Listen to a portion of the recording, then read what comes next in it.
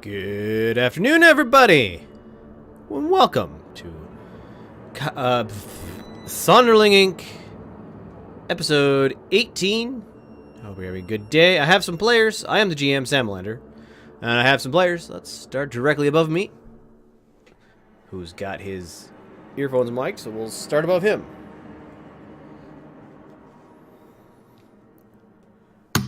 Okay, I am Holocall, playing a human fighter, also called Holocall. I'm Horgold Wolfshift. Well, I'm into it, playing Horgold Wolfshift. I'm in character, okay? A human rogue.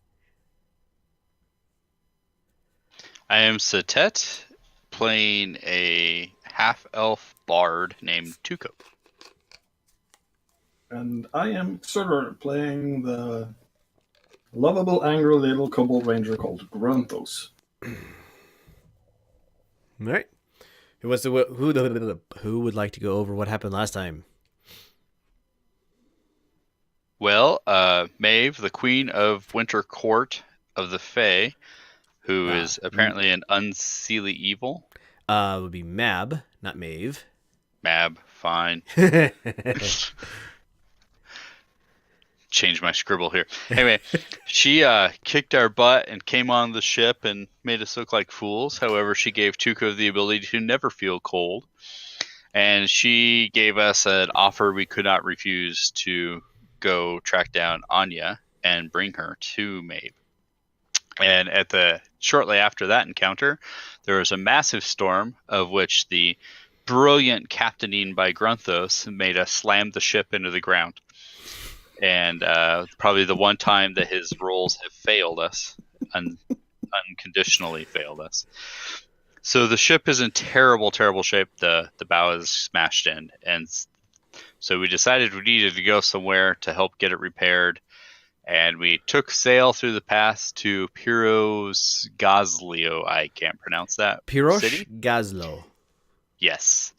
And that made us run in circles and all over the place. And Grunthos continued to let us down with his rolls. And our poor airship is in terrible shape. Just over half damage, I think. So it's sputtering and held together with bubblegum and duct tape as it sails into port, and that's pretty much where we left it. Sounds about right. So you guys are, I'd say before noon, breakfast time, the 10th of Emerald, so it is a nice spring day, somewhat cool and calm, no storms in sight. This part of the world you're all pretty familiar with. I think rainy season or rain, not necessarily a big thunderstorms. But today is cool, calm, clear. You guys are flying several hundred feet, I'm saying, or possibly higher than that, above the city of Piroshkazlo. You haven't been spotted yet because your cloud is active, I guess you would say. It's really hard to see the ship from the ground because it has a obscuring cloud that floats below it that you guys don't see from here, but prevents the ground from seeing you. So you guys are floating over the city. It's morning. You can hear the sounds of the city below you. Did we come to a decision on how we were going to get into dry dock? Or are we just gonna coast in? Me and someone else, we could blink down to the city or jump down, and we could investigate and see the best route we can take rather than just bringing the ship in right away. Yeah, maybe set it down outside the city, next to the river or something like that, and just ask them to repair the hull. Oh, and we need to rename the ship. Aw, I like my name.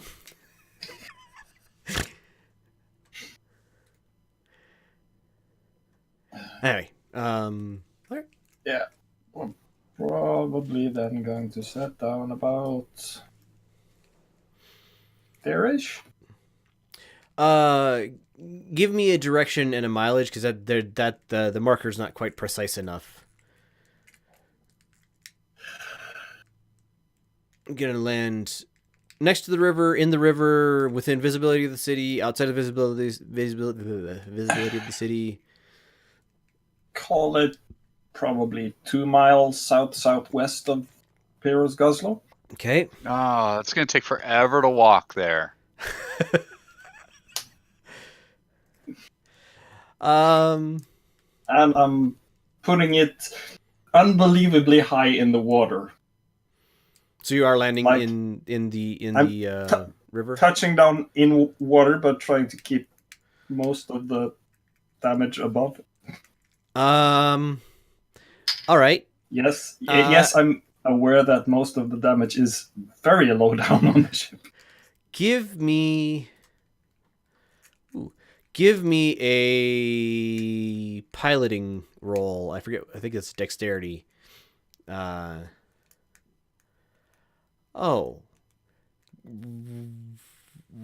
me 2d6 minus 15. Wait, Granthos. never mind. 2d6 minus 15. You land.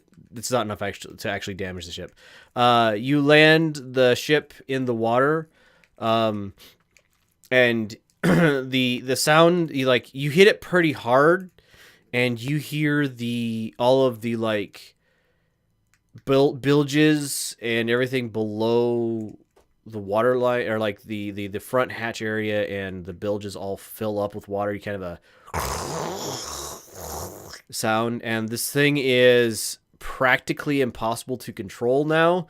It is fighting you all of the time, but you're able to keep it stable. It's like it's not sinking because it's not floating, but it's also fighting you. Mission accomplished. Well, I'm staying here.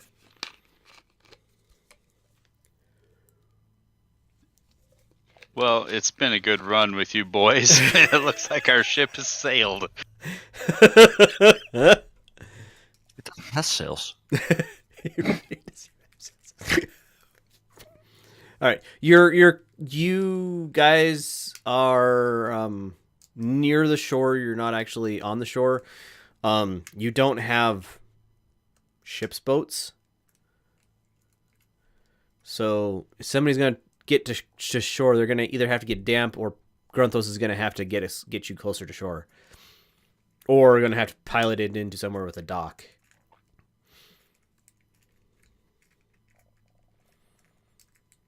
How far are we from the shore? Probably 20 yards. 15 meters.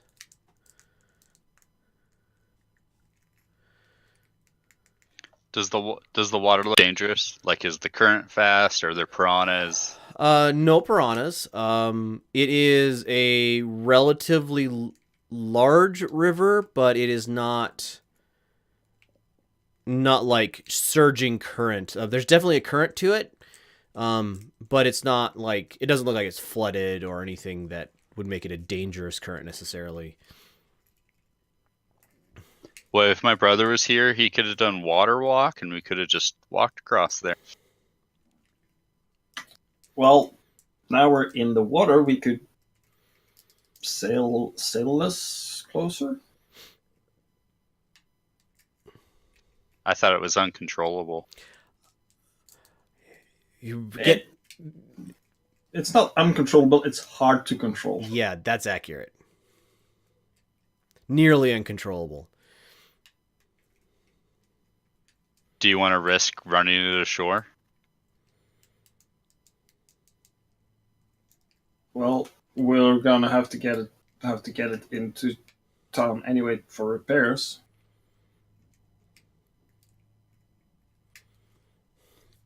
All right, I'm gonna stand near the rail, cross my fingers, knock on wood, and hope. All right, you gonna try to sail it downriver towards Pirosh Gazlo, Grunthos? Yeah, I'll try. All right, give me your sailing check with disadvantage, or piloting check with disadvantage.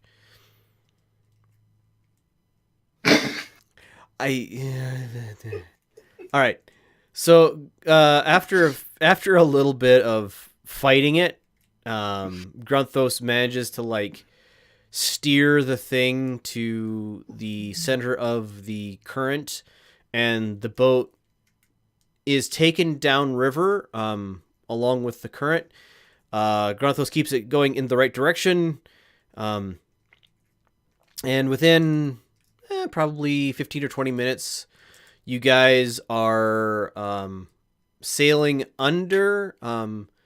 There is a large stone bridge across the river, just to the south of town. It is like as you cross under this bridge, you can see there's like buildings and stuff built along the edge of it.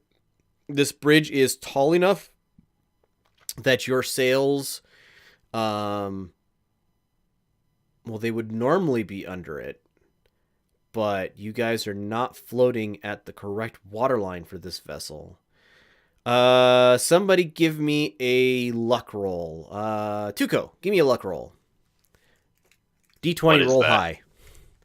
I'll just give a D20. Yep. On 11.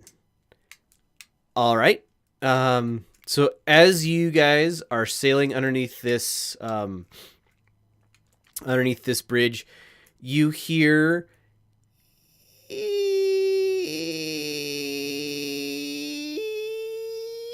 as the tip of the mainmast starts scraping the underside of the bridge, and you can feel like vibrations starting to build in the ship as this thing like hits rocks and stuff underneath it. There's like stones falling onto the deck. Who is all on the deck right now? Me. All of us? All of you? All right. Give me a reflex check, reflex save. Just don't get a 1. That's fine. Everything is fine. So you guys don't get hit by any stones, although the like the rigging is being stressed even stronger, and about like the moment you think something might break, the ship comes out from underneath the bridge and like goes up a half an inch because it had been being forced down by the bridge itself. Gets like floats up half an inch, kind of surges forward a little bit, and then settles back to the level flight. Not exactly flight on the river. And as you pull forward, you see docks down probably a half mile near the place where the two rivers form. The river you're on, I have completely forgotten the name of because I am good at world building. The river you are coming up to is the Vermilion River. And the docks line basically the inside bank of each river, pretty much all the way down to the point of it. Oh, did we change the name yet, by the way? I haven't done any. I've been piloting. We need to change the name.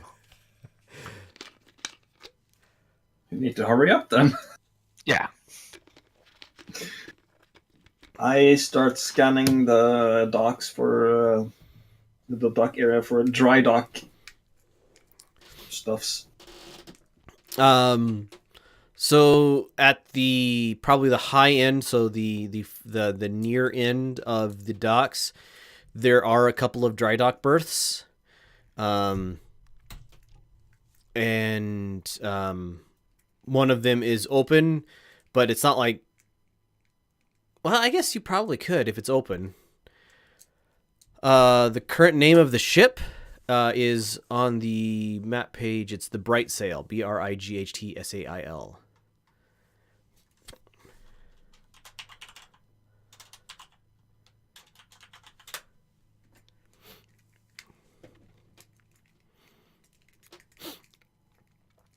I try to knock off the S from sail.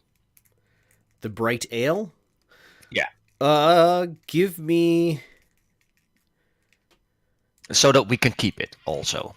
So not Right. trying to let it fall in the water, but On a the S up if it's engraved. it would be probably engraved into the like the runner board on the back of the ship. You would have had time. You guys have been flying around for weeks at this point, and you would have known that you wanted to rename the ship, so you would have had some time to work on that. The Ite Ale. Knock off the Night Tail. Yeah, Night Tail? if you had some time, the Night Tail. The Night Tail. Makes it completely different without modifying it too much. Right. Go ahead and give me whatever you would roll for counterfeiting. Because you're trying to match the lettering and stuff that's already there, in the wood of the ship. So yeah, give me a counterfeit roll, whatever you would roll for that, Inter or Horgold.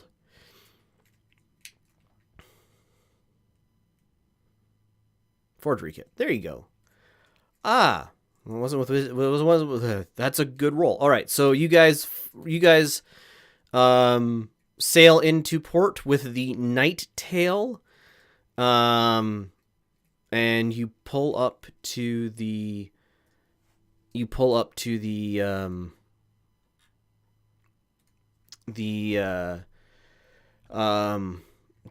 dock. There's people like milling around, a whole crew of workers working on another ship in the other dry dock. The other ship is a river. Tug's not the right word. It's a river boat. It's a large, flat topped barge. There we go. It looks like it could hold it's a much worse sailing vessel than the ones you guys have, but it could hold a lot more, and it looks very much like it's designed to sail on rivers. And emblazoned, or like there's a building behind this set of dry docks, emblazoned on the face of the shop is name of Sassy Boat Repair.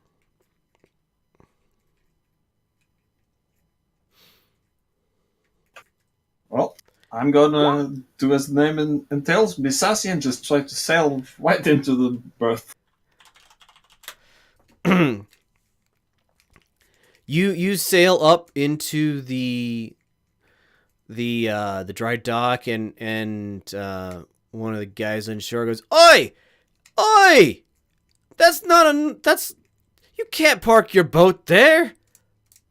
I'm not parking. I'm going to get repairs. You need to talk to Mr. Sass. Yeah. Where can we find him? He's in the shop. And he yells, "Hey, boss!" And after not receiving a reply, he starts heading up to the shop. Oh, I'm heading up there as well. As soon as I block down the controls and I'm positive that the ship isn't going far, I'm heading up. Some of the people like working on the other boat kind of look over in curiosity. Their dock is drained, like the gates are closed and the dock is drained. They kind of look over at your ship, kind of scratch their heads because you weren't like under sail and you weren't being pulled. Usually somebody would like pull into the dock with like a horse or something to help control it as it's kind of on its way in, but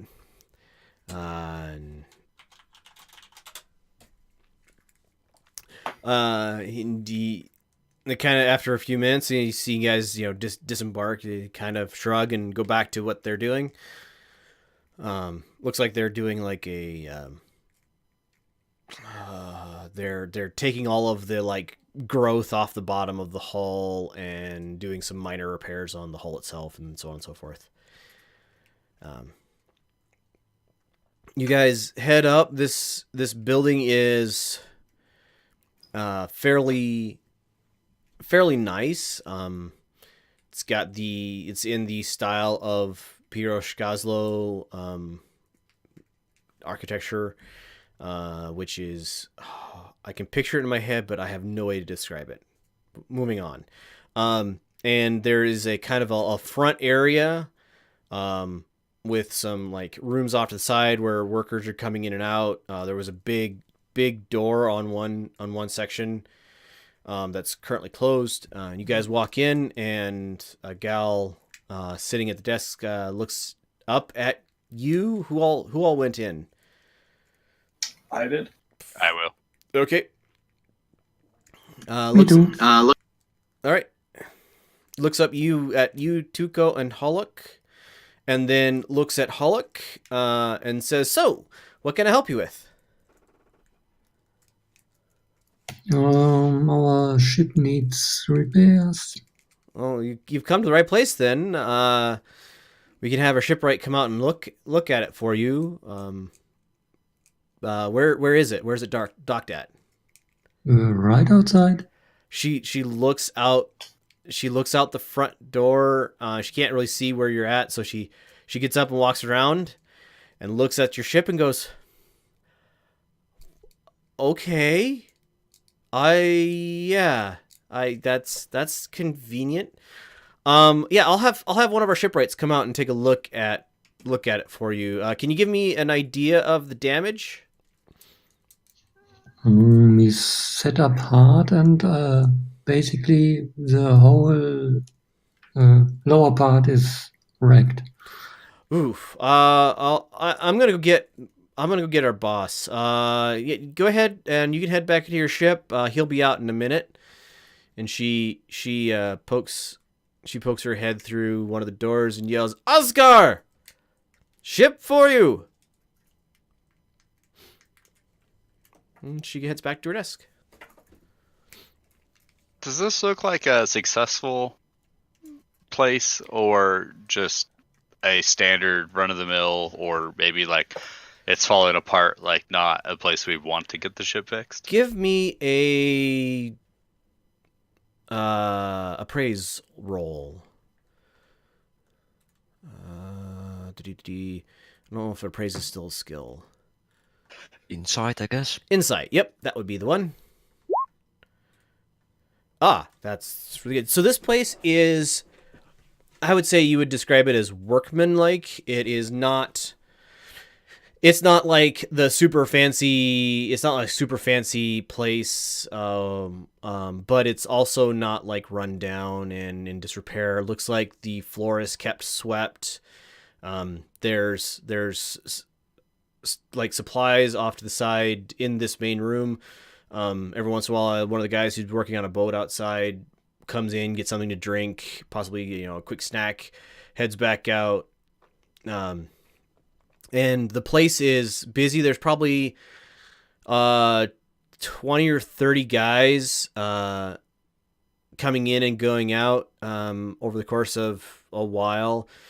The most of, or about half of them were working on the boat outside. The other half are headed in and out. You're not sure exactly where, head off elsewhere in town, sort of thing. So the place is neither run down nor fancy. It is somewhere in the middle.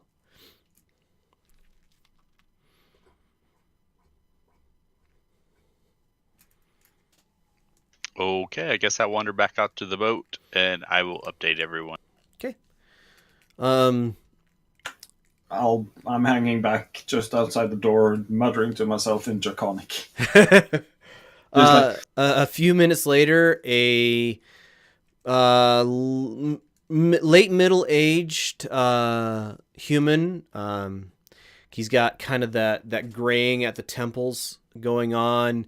a little bit of a paunch, but like his hands are calloused but not rough. He doesn't look sunbeaten. He heads out and looks at the river boat that is currently under repair, and looks over at the sailing vessel in his other berth and kind of raises an eyebrow and heads in that direction. I'm just gonna walk behind him, like follow him. Okay. Me too. He gets up to the ship and he looks it over and looks around and who's the owner of this vessel?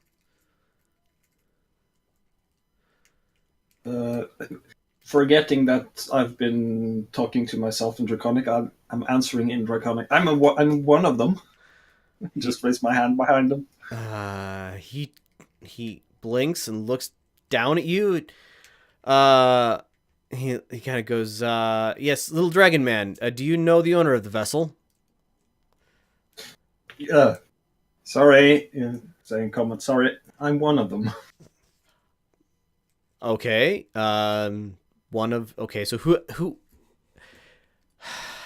he kind of gives a heavy sigh. So, what do you need done to your boat? You need to Ship. fix the bow. The bow looks fine. He kind of looks over. As you guys are looking at it, it's all of the damage to the bow of this ship is below the waterline. He's like, yeah, it looks fine. Your rigging's a little messed up. No, that too. No, Trust me, there's damage on the bow of the hull. Oh, all right. Well, can you take me below deck and you can show me from the inside what's going on? Yep, just keep in mind low roof. He kind of chuckles at you, considering and as he boards the ship and then heads below, it's obvious he has spent his life in and around boats and ships. Yes, but he hasn't spent his life in and around ships that has another foot stone from the height of the ceiling. True. He kind of looks questioning at the like mechanism of the stuff, but doesn't question it too much and heads down to the bottom deck, where there is currently water pouring slowly through that front. So the front door is closed, but there's like water leaking around all the sides of it. He's like, your ship is sinking, as he's like in 3 inches of water around his ankles. That's why we pulled into a dry dock. All right. So we're not going to really be able to evaluate how much damage you've done to this until we get your ship not sinking anymore. Oh, I want to, but I'm not going to. So what we'll do is we will go ahead and close the dry dock. We'll get you braced up so the thing doesn't tip over. And then we'll start draining the water out. And this is gonna be bad. Okay, how is that? He looks. They can't. There's water on every. How much damage did you guys do to your poor ship? Technically, it was ground that did the damage, not us. You ran it aground. Well, I guess we ran ashore. Right, you ran it aground. Good, thank goodness you guys got back off. But okay. He kind of rubbing your temples. You guys are not experienced sailors, are you? He's kind of doing the whole, where he's kind of doing this whole rubbing his temples, and he starts heading back up to deck. So you guys aren't super experienced sailors, are you? I am a god. Nope. All right. He gets back. He gets back on deck, and he yells out, "Cecilia, Martina, we need to brace." Two of the gals on on the shore head up. He goes, okay, so we'll brace you, and then we'll start, we'll start draining the water out, and we'll see what damage it is. Yeah, it can't be as bad as it looks, right? He's just muttering to himself as he goes on shore. He starts talking to the two gals. They are wearing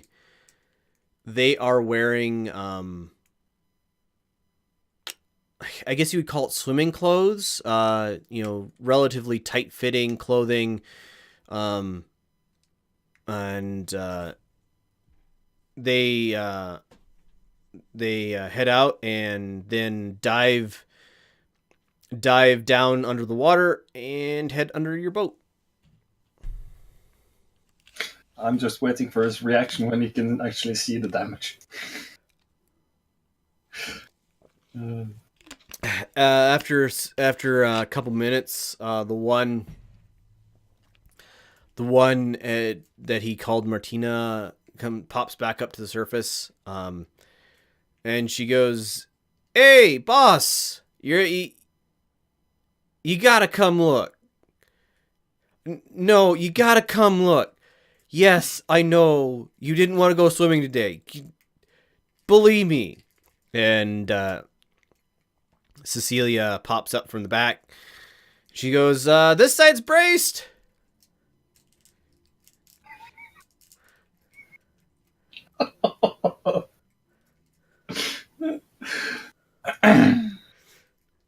Couple more minutes.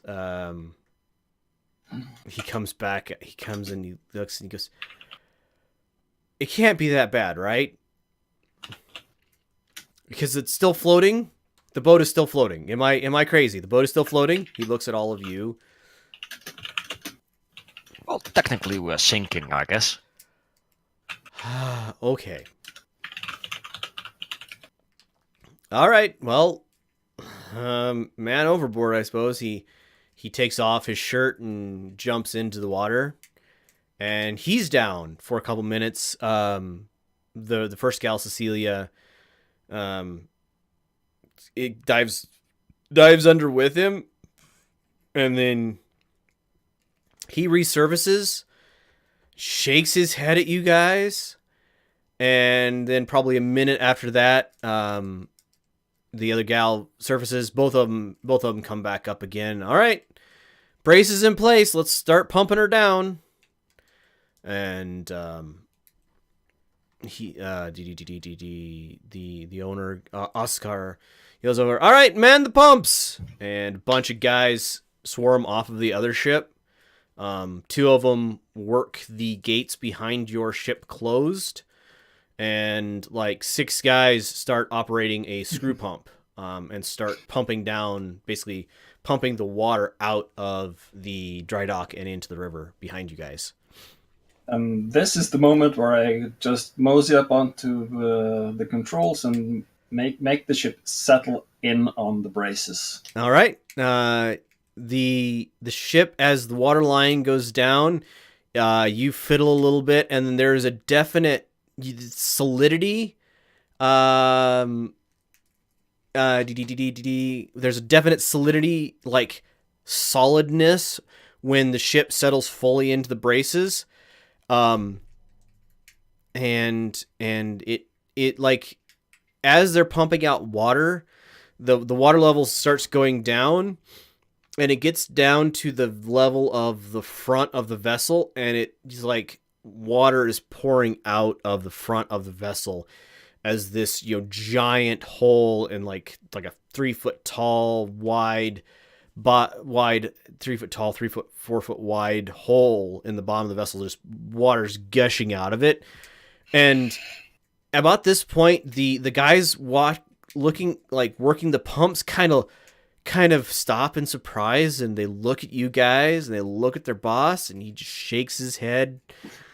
"Keep pumping, men." I think it looks more superficial than it. I mean, it's not as bad as it looks. It's superficial damage, I'm sure. I mean, he looks at Oscar looks at you, Tuco, and it's like, well, I've seen sunk vessels, and we have salvaged sunk vessels from the bottom of the ocean with less damage than this. So, yes, there's obviously something else going on. Rookie luck, I guess. We'll go with that. All right. It's gonna take like a day to drain your ship out. There's so much water in the bilges were completely. You guys should have been okay. We're gonna have words once we get your ship not broken anymore about the proper maintenance. And look, I'll help you guys hire a carpenter to help you out with your ship. Just okay. Yeah, I'm gonna go back inside now before. I'm gonna go back inside now, and we'll talk. We'll talk in okay, so it's gonna take to come back tomorrow, or I guess, yeah, come back tomorrow, and we'll talk about how much it'll take me that long to figure out how much damage is done to this. You guys, there's a gangplank that's, now that you are settled onto the blocks and the water's low enough that even a floating vessel wouldn't be floating. They're setting up a series of gangplanks to be able to quickly board and unboard the ship.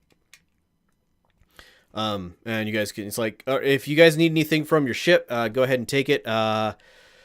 Yeah, about this time tomorrow, I'll have an estimate for you on what it's going to take to keep your ship from sinking again. Sinking again. We're going to go with sinking again. Thank you. I just mosey on off to town. Did we lock down the ship properly, that they cannot go into the areas that we don't want them to go? All the controls are locked down. What about the fairing? The fairing is inside the damaged area, so there is no way they will not see it. Yeah, true. Unless the fairing is washed away. But I doubt it. I was going to say, how lucky do you feel? Because you're not that lucky. All right. And we throw a tarp over it and, I don't know, tell him not to look under the tarp.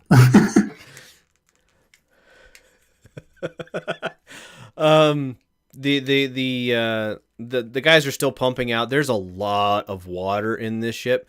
Like, as you guys watch, the level of the water keeps getting lower and lower until it gets to about probably a foot below the level of the damage, and then they just kind of keep pumping, and like your ship takes up 80 to 90% of the room inside of this dry dock. It's any much bigger of a ship, and they would not have been able to get the doors closed behind your ship.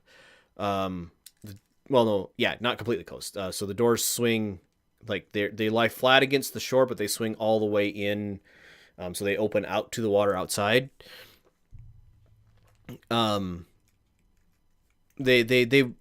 So there is probably as much volume of water inside the ship at this level as there was in the entire volume of the space before they started pumping out. So they're just pumping away. So, gentlemen, how do we plan on paying for these repairs? I can't imagine they will be cheap. I've got some money. Yeah, we got some money. I'll go to the dude in charge. Yeah, he headed back inside. And yeah, well, we appreciate your offer to help us, but we want to get this a little bit on the down low, and we're gonna little bit in a hurry. But please don't, everything you see, keep it within your crew. Don't let any slip out. And we're happy to pay for this as well. We are on a mission for the province, so. He kind of raises his eyebrow. Well, I guess, but ship this badly damaged, I'm gonna have trouble keeping my guys from talking about it. I know, but just keep it by the damage and that's it. Don't mention us or anything weird you see. I can have agents from Enya to confirm this if you want to. He shrugs and it's not really my business. I'm in the business of repairing boats. Yeah. Well, I won't go spreading rumors around. There's no reason. Although I'm gonna talk to my friends about the crew of. Well, let me say this will be a good story when I talk to my friends tonight about the ship that yeah. No. How are you guys not sunk? I don't even know. It doesn't matter. Could you keep the stories until we leave? Sure. That's fine. Anyway, it'll take the guys are gonna have to drain the thing out completely so I can make sure your keel wasn't broken, and see how much damage this is. Do you recommend any place to stay for the night? Sure. There's the Frothing Otter down by the main docks on the Vermilion. It's a fine place to stay if you don't mind sail crew. Other than that, I mean, pretty much anywhere in town. Piroshkazlo is open to you if you have the money to spend the night. Well, if you don't have the money to spend the night, we probably don't have the money to repair a ship, so I think that will be fine. He kind of chuckles. I mean, if you don't have the money to repair the ship, then I guess I have a new ship.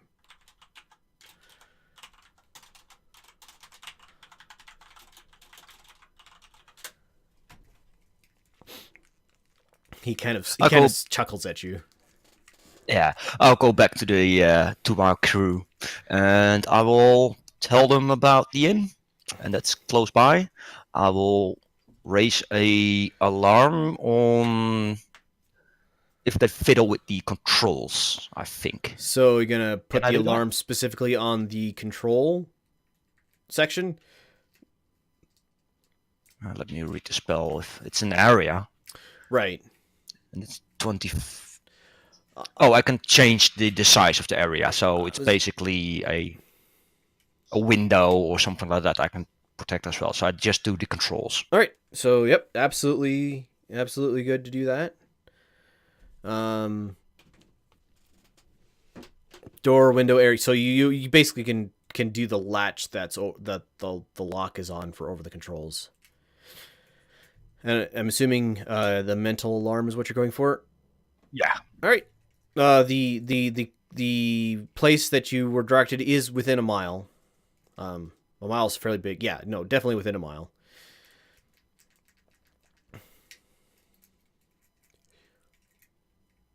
Some of the guys, as the water, if you guys stay around for a couple hours, as the water gets lower and lower, they add like more braces to the sides of the ship.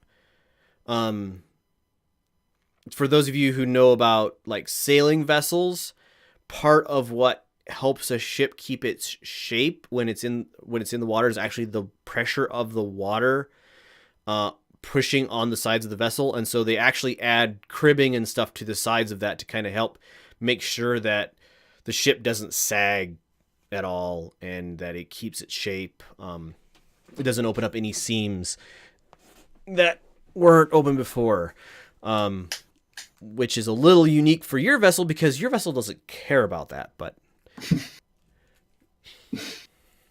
they don't need to know that, right? And I'm already gone. And I right. said I started walking. I started walking. All right, so you walk. You headed to the Frothing Otter, or are you headed anywhere else? I'm just walking out onto the docks and falling back on my draconic, sort of, and just loudly exclaiming, "I need a beer! I need a big beer!" You follow it. All right, Hollock. You know this town, where you have been here before. It's been years. This town. So you guys would notice after not too very long, probably 80% of the people you see are human. Probably 15 to 20% are half elf, and then occasionally you guys might see an elf, or possibly an orc or half orc, but it's very, very slight. The humans are generally dressed in middle class or better type clothing. The half elves are almost universally in peasant or very common clothing, and the elves, if you see an elf, he is in like finery. Filthy elves. All right, so you head off Gronthos. All right, are you heading for a specific place, or are you just gonna walk in the first bar you find? I'm basically just gonna go for the first bar that suits my fancy. All right, so probably a block and a half away from where you started, there is a bar. It has a unicorn on its got a unicorn on as its emblem, but the unicorn has a mug of beer and it's got its head tilted back, so it's obviously drinking the beer. That says what I need. So as you walk in, the guy behind the bars is, "Welcome to the Inebriated Unicorn." Like, looking at Hollock Hall, didn't notice you coming in. "Welcome to the Inebriated Unicorn. How can I help you?" 2 beers. Large beer. Yes. He looks at Hollock and then down at Grunthos, and all right, so you said 3 beers? Oh, that will do. he sets out some mugs on the counter. They are normal sized, neither large nor small. As long as they're not specifically tailored to fit smaller races, I'm fine. It doesn't look like he has child-sized beer mugs. Nope. I pay him whatever he wants. He kind of looks the coins over, taps them on the counter a couple times, and looks at you and says, Where did your coinage come from, little one?" Orklin. Well, he kind of looks it over. The metal seems fine. It's fine. He kind of overcharges you a little bit, you thinking, but other than that, he accepts your coins, hands you your beers. How much is overcharging? Not double, but definitely more than you would pay for in Orkland. You think you could have gotten a large beer in Orkland for what you paid for this beer? So 3 bronze? More like three copper each. Okay. I'll pay for all of them. Probably a good beer is probably 2 copper. A okay beer is 1. This cost you 3. Yeah, that's fine. Right. I've got money. All right, Horgold and Tuco, what are you guys up to? I think I will go to look around a little bit, see what the town is like, of course, and I'm looking for some shops, some gift shops, maybe. All right. As you wander into town, there are there's a kind of an area where there's just store or market. It's kind of a market area where there are vendors out in the streets, and there's also stores lining each side of the walk or of the street. Um, no like horse traffic or cart traffic in through town. It's all pretty much just foot traffic. As a kid of Kirsch, this place feels vaguely familiar, but definitely smaller town feeling than Kirsch was. And even smaller than Orkland was. But there's, shops. Pretty much anything would be available for purchase here. I want, I don't know, little figurines. There is, there's a doll shop somewhere in this mix. Like tiny wooden, I don't know, figurine. Yep, they have a selection. They have like wooden toy soldiers. They have like cloth dolls all the way up to like behind the counter and in glass cases. They have porcelain, like the doll's head is a porcelain doll head, and the hands are porcelain, the feet. So anywhere that's like detail is finely crafted porcelain, and the body looks to be probably cloth and stuffed with something fairly soft. But yeah, they absolutely have like little, probably 1 foot tall carved wooden figures, mostly humans, and then a variety of clothing or other stuff. Do they got something smaller, like a couple of inches? Couple of inches? Like, let's say 4 or 5 centimeters. Yeah. A thumb. They would probably have a couple like that size. They'd be up front, and the carving on this is like on figures that size would be highly detailed. Like these strike you as not a toy you would give a 4-year-old or an 8-year-old. These are like intricately carved statuettes. And seeing your interest, the shopkeep comes over and says, "Oh, some of our patrons like having them commissioned. We do custom carving. People come in and we get a impression of them, and then we can carve their figure out, and they can they have basically a figurine of themselves. Are you interested?" Well, I don't. Yeah, I'm interested, but I don't want a figurine of myself. Oh. I want, like, maybe somebody like a fighter, maybe a little hunter, and maybe like a little bard, if you have those. I don't know that we have. He kind of looks around. Don't have anything right now that necessarily fits that, but we have some. He puts out some figures on the counter. We have some blanks that we could carve into the shapes that you wish. Give us it'd take a couple days unless you want them painted, and then it would take a couple weeks to get them properly carved and painted. No, a couple of days is good. That is niet paint. All right. What does it cost me? Carved, not painted. Kind of blinks. Just a generic person, not a specific. Yes. It would be 2 brass each.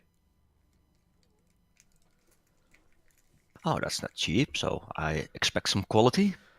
He almost looks affronted by you. Sorry to insult you. I'm not wanted to insult you, but I've seen the quality of the figurines in front. I'm sure it's gonna be okay. He smiles. Yes. Come back in a couple days, and we'll have your figurines for you. You said you wanted some sort of bard and somebody who can fight, and what was the third? Well, Do you know kobolds? I have seen one before.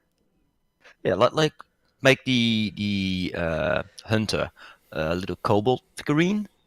He Make looks. the fighter a human, and the half elf, the bard half elf, please. He goes, okay. Takes a couple notes. Never done a kobold before, but I'm sure I can find. I'm sure I can find an example somewhere. Yeah, just make them equal height. Doesn't have to be in the scale. same size. Okay. It doesn't have to be in scale. I don't want to insult. Okay. All right. What's the name of the shop? The name of the shop is Bondi's Figurines. Bandi.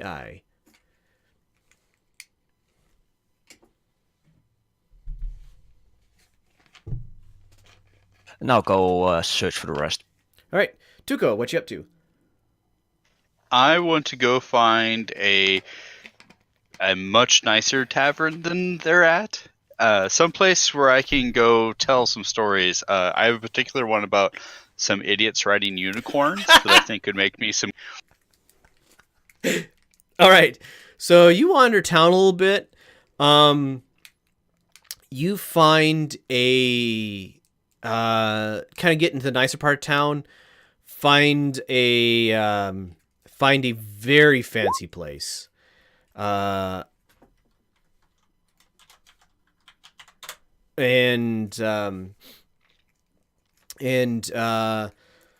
as you walk into the door, the barkeep looks at you and looks you over, and you are getting a very cold feeling from this room.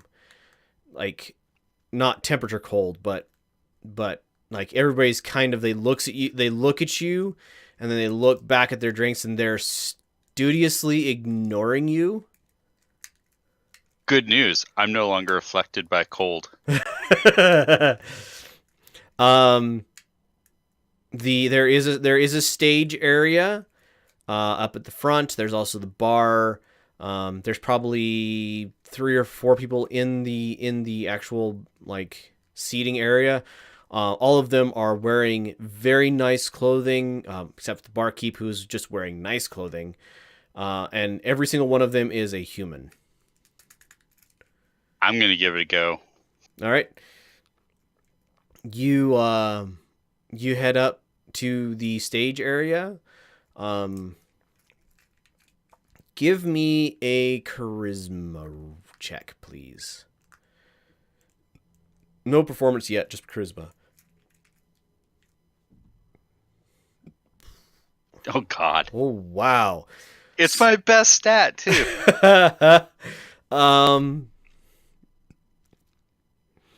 So you head up the stage and start preparing to do your performance.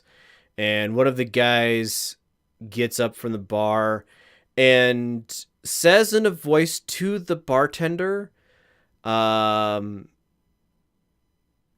like pointedly, he's like pointedly quiet, but obviously making it loud enough. So he's doing that thing where you're talking to a person, but you're trying to make it obvious that you're trying to not, or that you're trying to make it, you're trying to talk to a person by talking to somebody else while being very insulting about it. I don't know how to describe it very well, but basically he's talking to the barkeep, but it's definitely directed at you. He goes to the barkeep and says, I thought you had a better class of place than let a half-breed in here. I deliberately ignore him at this point. All right. And he pays pays a couple coins to the barkeep and heads out the door. Everybody else is kind of watching to see what you're gonna do with this, and just kind of grumbling to themselves.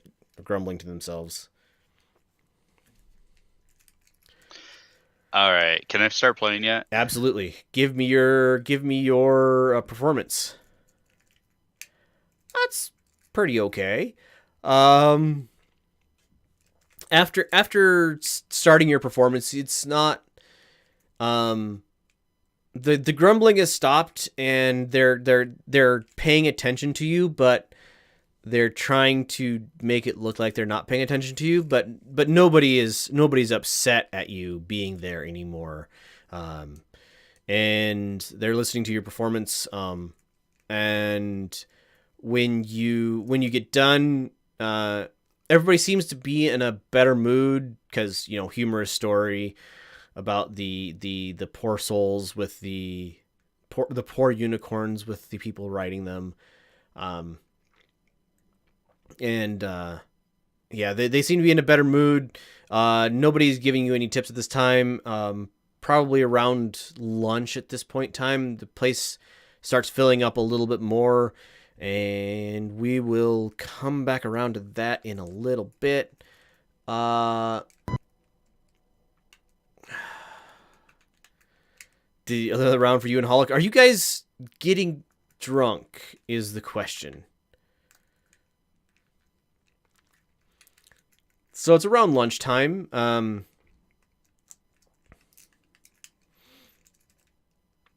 you drinking to get drunk, or are you just drinking to get tipsy, or are you just drinking because it tastes good? Tipsy and a meal. All right. So this place it fills up with workers basically at lunchtime. Grunthos, you're probably the only non-human in here, with the exception of a couple of the barmaids who are half-elves.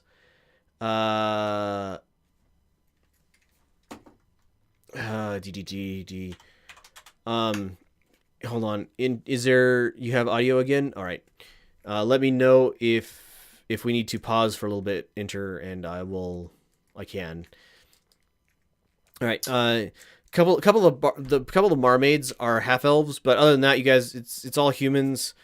They supply you with enough drinks to get you inebriated and a fairly good plate of food. If any of the other bar patrons gives me a look that's lingering a bit too long, I give one of the smiles. Do you see when people train dogs to smile? Way more teeth than should exist in your mouth, sort of smile.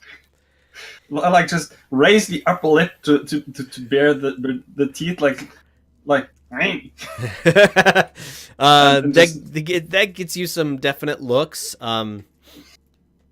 But you are nobody's bothering you. It looks like most people here are eating their lunches quickly, having maybe a beer or two. Looks like they're trying to get their food down and then head back to work, sort of thing. You've noticed the two gals that were like bracing up the ship are here as well for lunch. They kind of give you a wave and then kind of giggle to themselves as they go find they have like a plate of food and head to one of the tables. Every once in a while they give you both a glance, and they're talking quietly amongst themselves, each other. There's one more thing I want to do after dinner and drinks, lunch and drinks. All right. I want to find some sort of weapon shop. All right. We'll rotate back to Horgold at this point. Horgold, you have purchased your figurines. Where are you headed to next? I'm trying to find the rest of the group. All right. You wander a little bit. Knowing Grunthos, you poke your head into several bars. Give me a D20 roll. 1 through 5, you find Tuco first. 15 through 20, you find the other two first. 12. Wait a minute. 1 through 5, 15 through 20. Okay, so you wandered around for a while.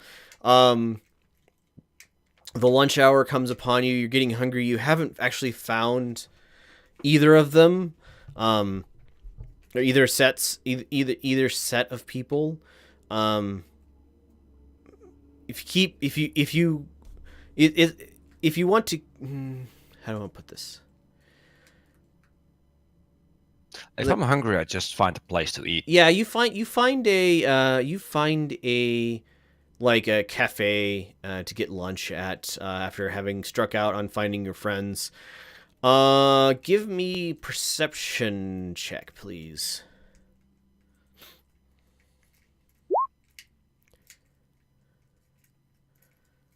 Five.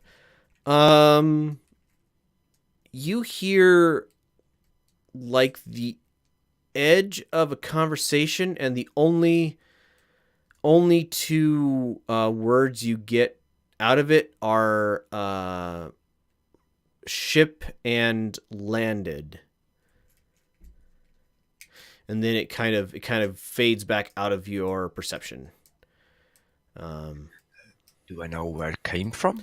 It was somewhere in this shop, but like looking around the like, it was one of those weird pauses in conversations where everybody in a place will kind of go quiet, and some phrasing or some phrase will waft over the silence of the room, and then the room itself gets noisier again as people converse. And you just can't track down. You didn't even catch a direction that it came from. You are surrounded by people in moderately nice clothing, mostly a mixture of work people and looks like the shopkeepers who were in this area. Here and there chatting and having probably tea, and probably some of them having coffee, and having some sort of like light lunch sort of thing.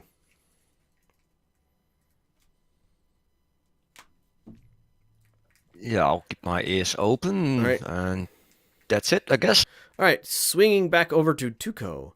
As the lunch crowd joins in, you are in a place like your head and ears and your face definitely get you glances as you play your tunes, or as people walk in, but you're playing well enough that nobody like comes in, sees you there, and walks out. They're like, come in, see you. A couple of them look like they might be offended, but they hear what you're playing, and then kind of accept that what you're playing is coming out of you. Every person, by the time this place fills up for lunch, every person in this room is a human of probably moderate to high standing. Like they are wearing nice clothing. They are all chatting about the food that they are served is like steaks and steamed vegetables and fairly, there's like 4 or 5, you can hear the clatter of the probably 4 or 5 people in the back working to cook food, and the barkeep is mixing, like not just serving beer but mixing drinks, and the barmaids are busy taking orders and carrying food back and empty trays forth. And this place is fairly busy at this point, but nobody's in a hurry to finish their food. They're here, they sit down, and they have conversation. Go ahead and give me another performance check. So no one's actually given me any money or enjoying the Piano Man or anything like that? You've gotten some, like a couple of people have given you tips, but they have done it in a way that it makes it like you're not receiving, people aren't like, oh yeah, good job, shouting at you, and they're also not like coming up and just handing you money. They every once in a while a barmaid comes past and kind of subtly indicates a table and hands you a small pile of coins, mostly bronze pieces.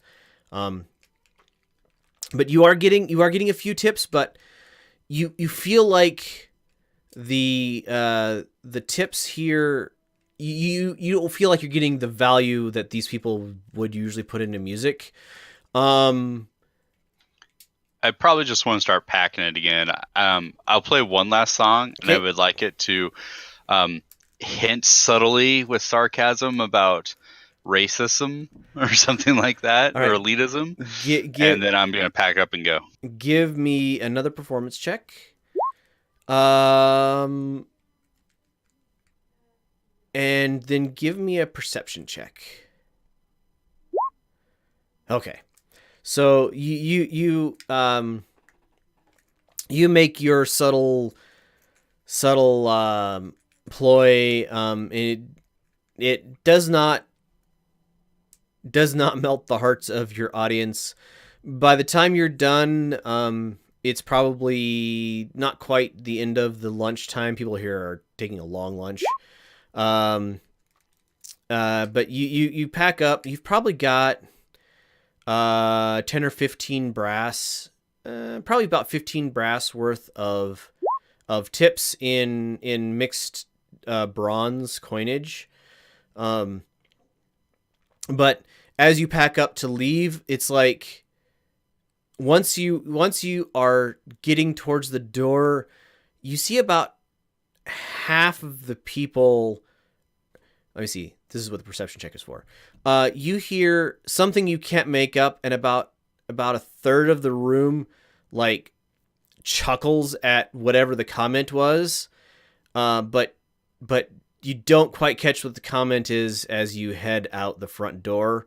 But you get the impression that it was at your expense.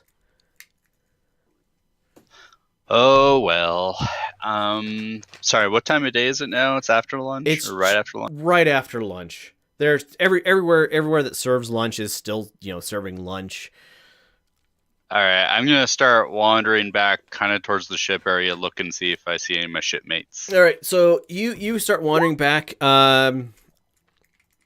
You see Horgold finishing up his food at a cafe near the shopping district. You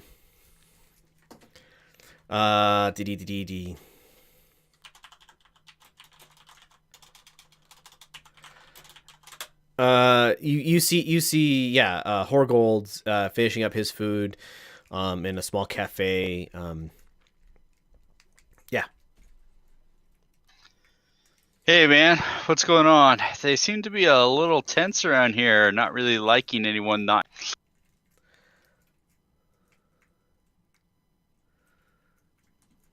Not what? I obviously you're the same way. I have no problems here. I don't know. Everyone just seems a little uptight and rude. Oh, I found everybody here pleasing and helpful. Well, perhaps I shall hang out with you and see if anyone treats me a little bit nicer. Maybe. Oh, I was looking for you guys before I got hungry. Do you know where the other two are? No, they wandered off before we even got out of there. I have no clue where they went. So, yeah, I got a hint that we could stay in the Frothing Otter. That's close to the docks. I want to stay. So maybe we should seek out the place and maybe get a message across somehow and seek out the rest of the people. Works for me. I'm tired of this area. All right. You guys head in the general direction of the Frothing Otter. About the time you're getting down there, Grunthos and Hollock, you guys are probably finishing up lunch, stumbling out into the street, feeling very full and pleased with yourself. Unless you just plan on staying and drinking all afternoon. No, I want to find a weapons shop. Ah, right. So you head out of the inebriated unicorn and head in the direction of after asking a couple people like, oh yeah, that's this direction, like where the merchanting area is. As you're heading up that direction, you guys see Tuco and Horgold coming back down towards the docks area. Oh, hi. Hey guys. Oh, found a beautiful inn that we had some lovely lunch and beers at. Oh, nice. Inebriated unicorn, I think. Yeah, I don't want to stay in the other inn though. I hope you didn't pay for a room yet. No, I wanted food and drink. Okay, because the Floating Otter is really close by the docks and I want to be close to the ship. But yeah, what are you guys going to? I'm going to go see if I can find me a weapon shop. Oh, we'll come along. I know where they are. Okay. You guys head back towards the merchanting area. Everybody give me a perception check. Holic, you have advantage. Tuco gets it.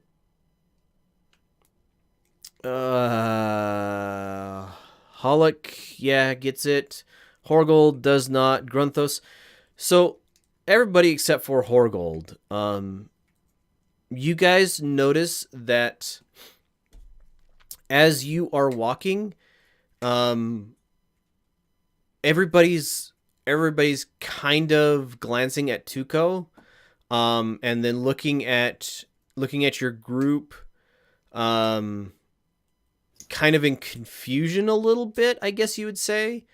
But nobody has like stopped you or anything like that.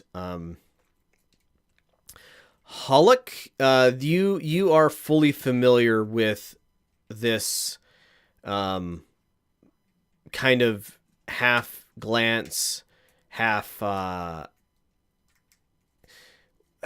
whatever, and yes, so there is definitely you would be knowledgeable.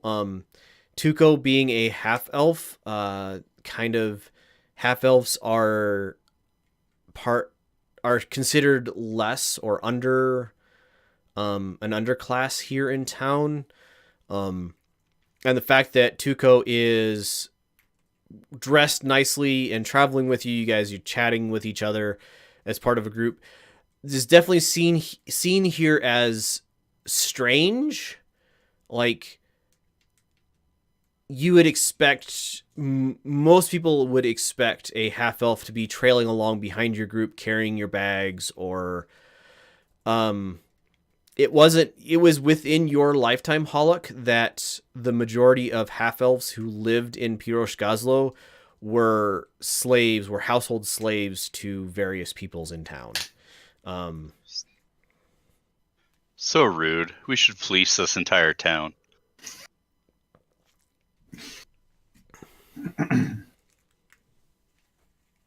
No? Nobody? All right. Go for it. Yeah, no, you guys, you walk in, you find a weapon shop pretty easily. Just a variety of things, all the way from the mundane to the magical, are available here. Nothing super fancy magical, but definitely, minor magic. Craftsmanship in this place is middlingly good, not amazing, not horrible. I am looking for a hand crossbow. Hand crossbow. Yeah, sure. I have a couple right here, and the gal running the shop puts a couple of hand crossbows up on her counter. Oh, you are small. She realized that you were talking after you said something, Granthos. Yep. I don't think I've ever made a hand crossbow for a small person before. And I don't think you would want a child's toy. Nope. Oh, I well. want the real deal. Very well. I can probably modify something for you. Yeah. I don't think maybe a couple hours. If you come back, I can have a hand crossbow to fit your hornedness. What's your? What do I call you? Just call me Grunthos. Oh, okay, that's good. So, Grunthos, give me a couple hours. I'll have something. Have something that should fit your needs. You can have until tomorrow for all I care. Oh, very well. It's no rush. I'm stuck here for a couple of days at least. All right. It's good to meet you, Grunthos. Good to meet you too. She kind of looks at the rest of you like, how do you kind of giving you the expression of how do you say goodbye to or how do you say thank you to somebody who's so small? She You like pat him on the head. she likes looks like she's trying to stop herself from treating you like a child. Oh, and I would like a case of bolts for it as well. Sure, that's not a problem. That'll be easy at least. Yeah. How much would it approximately be? No rush. Hand crossbows are 25, and the bolts are 1 ordinarily. Yeah, that's about what she basically what she charges you. So 26 brass, and I'll just pay up All right, now. any of the money you guys have been paying, everybody kind of gives it a look, but ultimately accepts it. Tuco, if the coins you're collecting from here, are the normal side is the same coinage that Kirsch has, but the reverse side, so the obverse is the king of Kirsch, and the reverse is a crest for the city of Piroshkazlo. So, but the sizing and value technically is the same, yes, even though sizing the stamping is different. Sizing and value is the same. It's just, everybody's accepting your coins, but the coinage you receive back in change and the coinage that you see, like Tuco, that you got is definitely different than the coinage that was in Orkland. So it's like when you try to pay with Scottish money in London and they won't take it, even though they're supposed to. Right. Oh, they do accept it. It's just they get you some looks. All right. The afternoon passes. You guys can do anything you would like in town. Give me. I would like everybody to roll me a. Actually, no. Hollock, roll me a D100, please.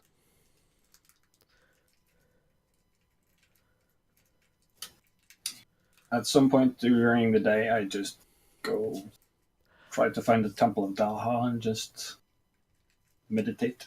All right. No interactions necessary. By the evening,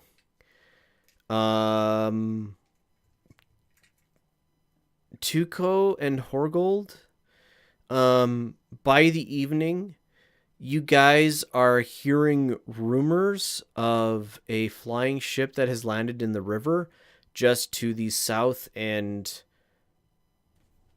east of town. Nobody really knows that were basically a farmhand saw the ship land in the river and then sail off, and nobody really knows what, like, The details are very, very sketchy. It does not describe your ship well, but there's definite rumors flying around that you guys have heard about your ship landing in the river. Can I interact with those? Well, hook into those conversations a little bit. Yeah, if you want to actually engage with the conversation, so you can hear a couple people talking about. Man, Yeah, I'm gonna exaggerate that story. Like, yeah, and it had wings of gold, and it had. Yeah, I seen it as well. I heard about it. Golden wings on the side of the ship to keep it flying. It was amazing. Oh, this is perfect. Yeah, I'll start singing a song about it. All right, I'll have each of you give me a. Well, Tuco, it would be a performance, and Horgold, it would be a. Okay, charisma. Persuasion? Persuasion. Yep, absolutely. Deception. Or deception, if deception would be better. So you guys start like directing the rumors, and like an hour later you hear from a completely different set of people, like rumors that you definitely has like pieces of the stuff that you guys have been spreading, but have been elaborated even further and have gone even more. And yeah, it's obvious to this point, like Hollick and Grunthos, you guys have heard the rumor at this point, but the tale is gotten like completely fanciful and almost like it's the rumor has grown to the point where if you didn't know that the ship flew, that you were on the ship flying into town, then you wouldn't believe the tale. It is so outlandish at this point. Perfect. All right, so Grunthos, you go to a temple of Daha. Oh, now I need to bring up my wiki. Hold on, I have too many notes in too many places. Daha is. Oh, hey, it is the like this place is packed. There is some sort of well, you would be familiar with it. There are spring like planting festivals going on in the temple as you come up to it. People celebrating. It is like their time of year. And people are being like as you get a lei or a wreath of spring flowers wrapped around your neck as you go into the temple to pray. And this place is just overflowing with people. Looks like a lot of farmers probably praying for a good planting. People like you see a couple people who are obviously like in love and Twitter pated with each other off to the side, and you know this sort of stuff going on. I'm just trying to take a few minutes for myself, remembering family, the sister, and just meditating. Yep. You do. Nobody interrupts you. And if you stay around till evening, probably around sundown, it starts like the celebrations start wrapping up, and it starts calming. Like the place starts calming down, being more like even, and there are definitely people here now who are earnestly praying for. You can hear probably one or two humans earnestly praying that their crops would get good rain and that sort of thing. All right. I'm just in my own little bubble of meditation. All right. Pay no mind to the others. Everybody else, when you guys get to the Frothing Otter, unless somebody else has something to do before we get there. Nope. All right. As you guys get to the Frothing Otter, this place is raucous, I think is the best way to put it, and it is also a mixture. So this is probably the most diverse area you have seen so far. There's, 2 half-orcs throwing darts at the wall. There's no dartboard up on the wall, don't ask right now unless you want to join in their game. There are a couple of orcs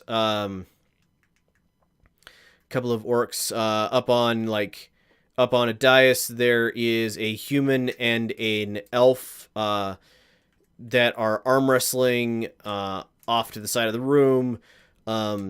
People drinking, having fun, kind of a more thorough mixture of people than you have seen in town up until now, and almost everybody is wearing like simple shirt, leather pants, rigging boots, couple of light daggers and swords at their sides, and it strikes you very much as a sailor's bar.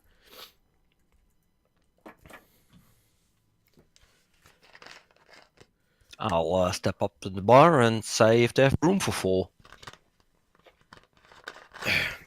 Do you want 4 rooms, or do you want a room for 4? The barkeep is a scar-faced orc man. He's missing his left fang. There's a scar running across his forehead, across his eye, but not taking out the eye socket, and then down his face, and obviously across where his fang was. I look at the rest party and what, 4 rooms or just bunk up? Doesn't matter to me. I might be here on that. I don't care either. The famous Tuco special. All right. Just a room for 4. All right. 3.5. He chuckles at you. 3.5. Very well. He hands you a key and says, "Third door, third floor, third room, third door from the front, third floor from the bottom, third room from the back." So there are 5 rooms? He kind of glances at you. No, there's more than 5. So he kind of points, and there's this place is fairly large, and there's a series of doors along the back wall. And he points at that one, which is the third from the left. He said third door, and there's a set of stairs inside there, go up to the 3rd floor, and the room is the 3rd room from the back.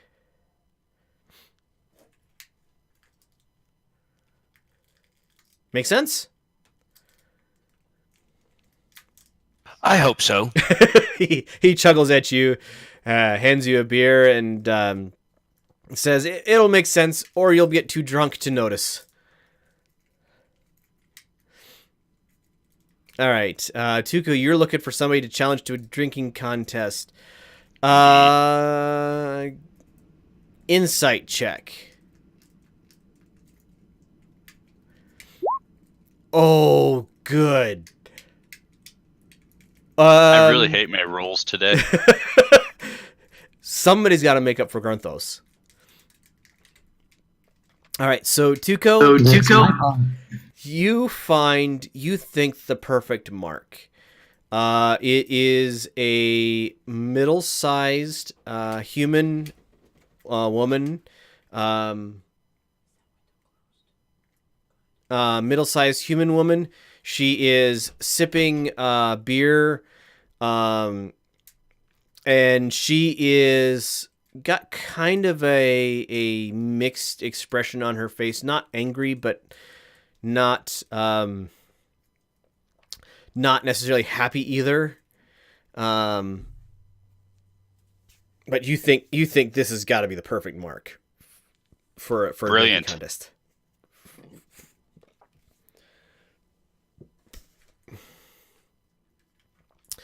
As you approach, she raises an eyebrow at you. Hello. Hello. Her voice is deep, deep and a little raspy. Can I buy you a drink? You can buy me several. Challenge accepted. she kind of chuckles at you, and she holds out her hand. Etsy Cortez. Now go buy me a drink, half elf. Yeah, right. I'm Grunthros. And then I leave for the bar to get a drink. All right. Oh, you gave her Grunthos' name? All right. You come back a series of shots, I'm assuming. Yes, a whole tray. A whole tray of shots. Are you trying to doctor them? So Yes. Etsy Cortez, ESZTI KERTEZ. I should just copy the name in. Copy.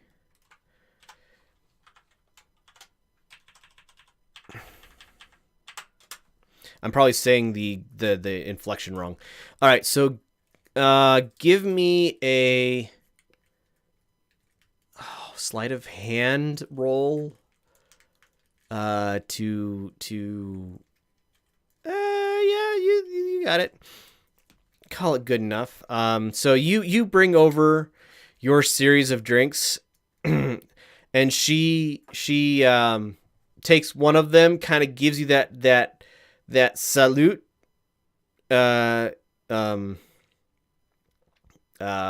thing, waits for you to pick up your own drink, and then downs her shot. And you two are going to be busy for a little while. Works for me. All right. Hulk and Horgold. You guys, it's evening. Probably at this point, it's evening. This place is bouncing. And Tuco has gotten himself involved with a lady. You're not exactly sure what's going on there, but they're drinking heavily. What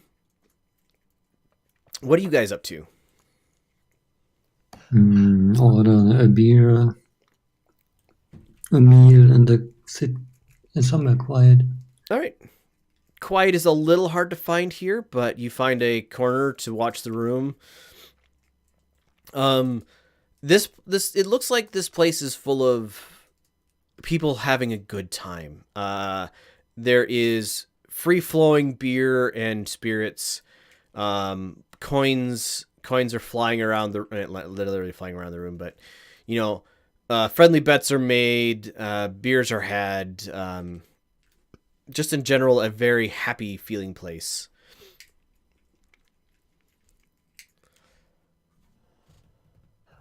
I want to investigate the dart game. All right. So, you head over to the dart game. It's a couple of half orcs.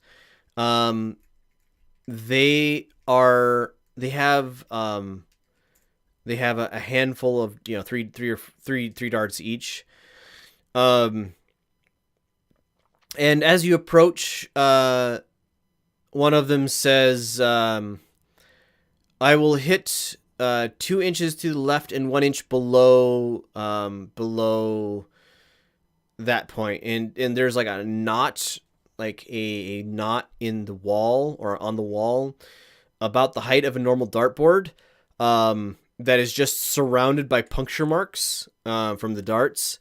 And there is a dartboard that is currently on the floor in pieces, that has been had been thoroughly trashed by something. You're not 100% sure what. And the orc pulls his arm back and throws with a great heave and roll d20. He does not hit where he is aiming, but like the dart goes thunk into the wall and buries itself completely. Like the thunk sound is not the needle hitting the wall. The thunk sound is of the dart body, like impact. It hit the wall so hard that it's that impact of that. The guy's got an arm on him. And yeah, that's the other guy. The other guy makes his call for where he wants to place his dart, and then again, they're like throwing them as hard as they can at the wall. And his dart kind of flies off, misses the wall, like that section of the wall completely, because it hits somebody's glass and glances off of it and thunks into the ceiling. He kind of Are they playing for money?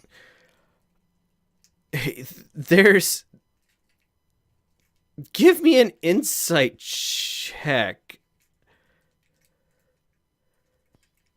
Or investigation? Or investigation. You don't see any money out. Oh yeah, that's plenty. They're playing, as far as you can tell, they are playing for bragging rights, and they're both pretty hammered.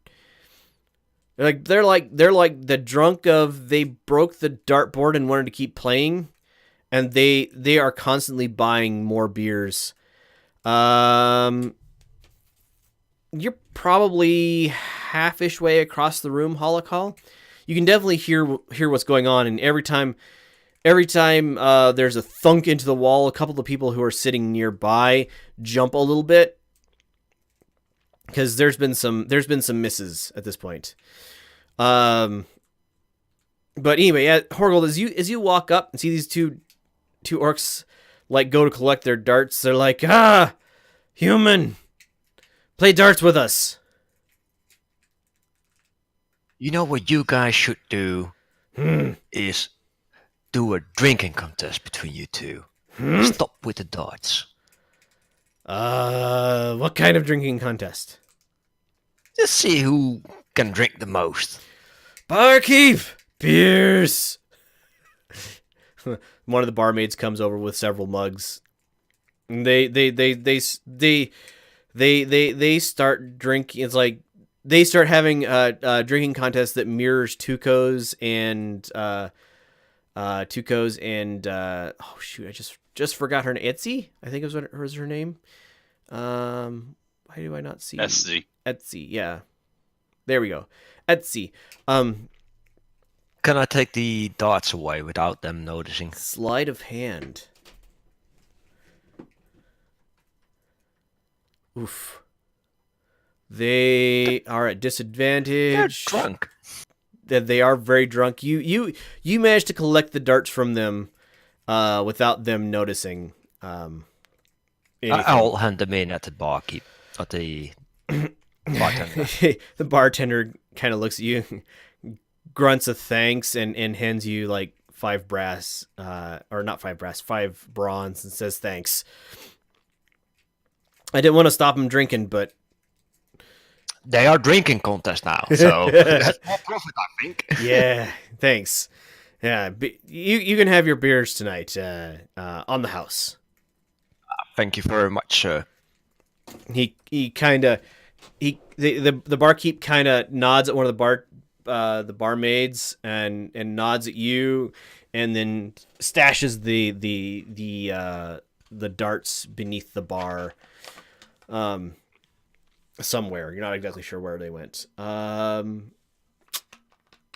Tuco, back to you. You were several drinks in. Give me a Constitution save, please. This is awesome. I keep rolling 3. Actually ones, right? That's a 1, yeah. That's my 3rd one today. So you think you're doing great, because you know where all of the the spirits you bought was a clear spirit, like say a vodka or something. So you're like, okay, so the third glass is a water, and the fifth glass is a water, and so you think you're doing great, and then you realize at about the sixth shot in that this one wasn't water and it should have been. And then you're thinking back, and the last one wasn't water and it should have been, but you thought maybe you just got it off a little bit. And the gal across from you has kind of a feral grin on her face. And you are getting tipsy, and she's like, another one. I thought I rigged this. You thought you did? Grunthos never gives up. And then I start to heave. All right, and she's like, aha! I barkeep, the drinks were on him. And then she grabs the front of your shirt, and he is coming with me. And she starts dragging you upstairs. Help? Are you gonna fight her, or are you gonna go with her? She is stronger than she looks. I'll just follow, because at this point I don't care. All right. Respect. You realize that you are really drunk, and yeah, we're gonna go ahead and fade to black on what happens there. You're in for a good night if you can remember it. She can steal my whole 15 brass. I'm sure you have more actual money than that, but we should cover that at some point. But yes. All right, so Tuco is headed upstairs. Grunthos, you arrive at the bar to see your half-elf friend being dragged up a flight of through a door there's some stairs behind, and the door closes behind him with some finality. And you see Horgold and Hollick elsewhere in the room. There's a couple of half-orcs drinking. They're getting to the point of drunk where it's hard for them to get the mug to their mouth. But they are still like tap, tap, slam, crunch. Reach for another one. I just saunter up to the barkeep and best beer you have, please. Best beer I have. All right. He gets behind the bar and he taps you off a beer, and he goes, "There, only beer I have." That's one of the 1 copper ones. Yeah, it's a copper here. The beer is probably an ale, not watered down, but a pale, wheat ale or something like that. Oh, those are good. Not Again, super hoppy, but definitely, that sort of thing. Yeah, I hand him 2 copper and grab the mug and see if I can find my friends. Your friends Except are for Tuco. Yep, your friends are pretty obvious in the back of the room. They're the ones not drinking super heavily, because most everybody in here is they're drinking with a purpose. It's to spend as much coin as they can before they have to go back to their ships. Yeah, I'll go over and just ask, hey, what's happening with Tuco? I think he got lucky. Okay. Good for him. And I just start enjoying the beer. All right. The evening. Go ahead. Do I get 1 key or multiple? You have 1 key. Okay. We're staying the 3rd door from the right, 3rd floor up, and then the 3rd room from the back. Just if you. Okay. So you can knock if somebody's in. Okay. by the time you guys get ready for bed, the room is set up kind of like a ship's bunk. There are 6 hammocks strung along the wall, like in 2 layers of 3 or 3 layers, like one on each side, 3 layers high of hammocks on the wall. The night passes quiet. Tuco, yeah, we'll come back to that in the morning. Horgold, your spell lasts 8 hours. Does it? How long does your spell last? I forget. 8 hours, yes. Okay. Do you? It doesn't. If you want to, you can go out and reestablish it. But either way, nothing triggers it during the passage of the night. You guys wake up to the sound of gentle moaning from some of the other rooms. Some of the people who are waking up feel like they obviously feel like they've had too much to drink. Heading down to the common room where everybody was drinking last night. Every once in a while you see a sailor like wake up from their place on a table or on the floor, kind of stumble their way out. Some of them toss some coins at the bar as they head out, but obviously nobody's waking up early.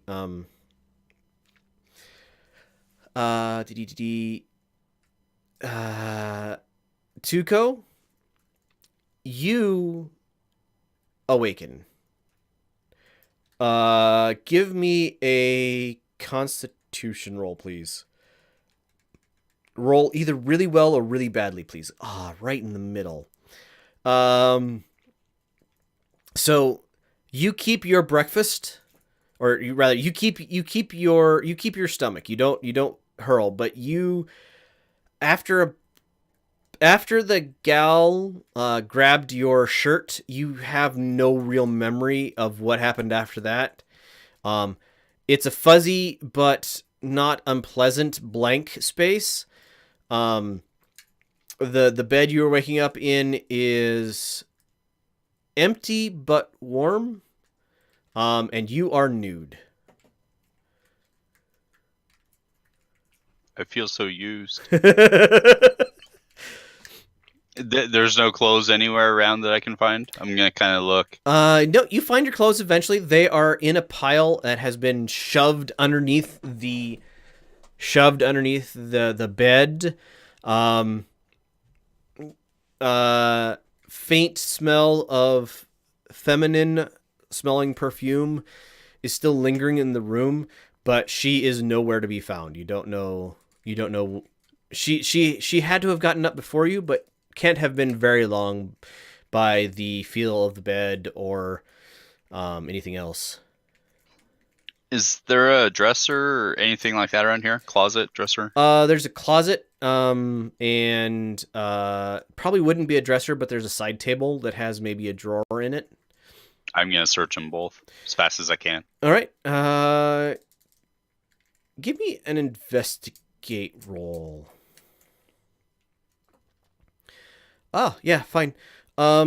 So you find in the closet several changes of clothing, size to match. What was her? I'm gonna remember her name. Edsy's size to match Etsy. Probably a couple of workman type outfits. A sailor, probably 3 or 4 sailors outfits, and a set of nice clothes. So like she lives here or has been here a while? Yes, you're definitely getting the impression that she is. This room is not a single night for her. She has been here a while. You find a small bottle of perfume that matches the smell that you were noticing on the end table. And in the drawer is, like personal clothes sort of thing. And yeah, no, you, as you're getting up, this strikes you as her room, not a room that she slept in.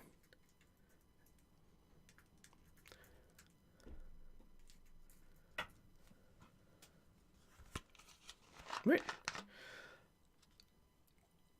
Sorry, my mic was off. I want to hurry up and get dressed and kind of leave. Not sneak out, but I'm going to look up and down the hallway before I go out. And then I need to go find a cleric for like a antibiotic shot. All right. You guys see Tuco head out the front door. He's kind of looking around.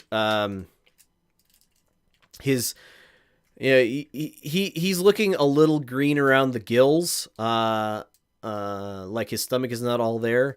But he heads out the front door. You guys gonna flag him down or just let him go? You guys would. Where are you going, Tuco? Yeah. Okay. I need to find a cleric real quick. Oh? Eh. Had that much fun last night. I need a blessing of cleansing or something. I don't remember, but I want to better be safe than sorry. Well, we are not here. We're probably at the ship. So. Roger, Roger. All right. So down by the docks, we'll. Oh shoot. I would like to try to go check on the hand crossbow in the morning. All right.